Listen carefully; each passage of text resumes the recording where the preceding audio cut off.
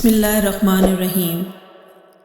ایک امریکی ریاست میں ایک بوڑھے شہری کو صرف ایک روٹی چوری کرنے کے الزام میں گرفتار کرنے کے بعد عدالت میں جب اسے پیش کیا گیا، اس نے بجائے انکار کے اعتراف کیا کہ ہاں میں نے روٹی چوری کی ہے، اور جواز یہ دیا کہ وہ بھوکا تھا اور قریب تھا کہ میں مر جاتا۔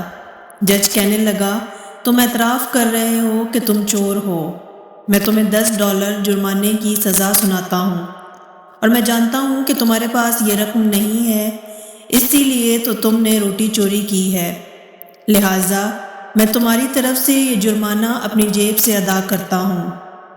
مجمع پر سناٹا چھایا ہوا تھا، اور لوگ دیکھتے ہیں کہ جج اپنی جیب سے $10 نکالتا ہے اور اس بوڑھے شخص کی طرف سے یہ رقم قومی خزانے میں جمع کرنے کا حکم دیتا ہے۔